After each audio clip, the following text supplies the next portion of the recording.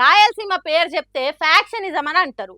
కానీ అక్కడి ప్రజలను అడిగితే మాత్రం అది ఎప్పటి ముచ్చట్నో ఇప్పుడు అంత శాంతంగానే ఉన్నాం అని చెప్తారు. కానీ గీ ముచ్చట ఇంటుంటే మళ్ళా రాయలసీమల మళ్ళా లొల్లులు అయ్యేటట్టే కొడుతున్నది. ఇగో గీ లీడర్ అమ్మ ఏమంటుందో ఇనుండ్రి. పనిచేసిన వాళ్ళకి, పార్టీకి అంకితమై ఉన్న వాళ్ళకి, మాకు అంకితమై ఉన్న వాళ్ళకి తప్పకుండా పదవులు వచ్చేలాగా మేము చేస్తామని చెప్పి కూడా సందర్భంగా నేను మాటిస్తున్నాను.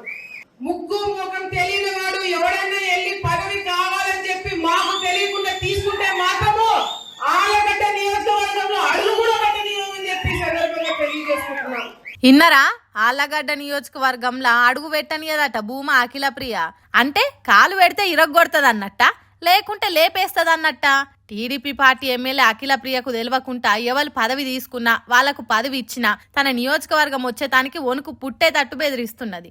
అంటే పార్టీ పెద్దల మీద కోపం చేస్తున్నదా, లేకుంటే తన పర్మిషన్ లేనోళ్ళు పెద్దల దగ్గర పదవి తెచ్చుకుంటురని ఫైర్ అవుతున్నదా అనేది మనకు తెలియదు. కానీ ఒక్కొక్కనుకుంటది నా చేతుల అన్నట్టు వార్నింగ్లు విడుదల చేస్తున్నది. తన కోసం నమ్మకంగా పనిచేసేటోళ్ళకే పదవులు దక్కాలి, కాదని వేరే ఎవరికి దక్కినా అఖిల ప్రియ అంతు చూస్తుందట.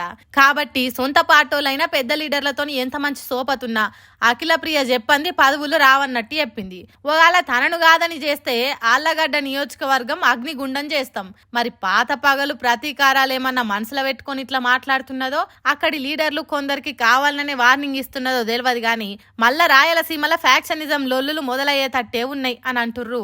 అఖిల ప్రియ మాటలు విన్న అక్కడి జనాలు ఇప్పుడు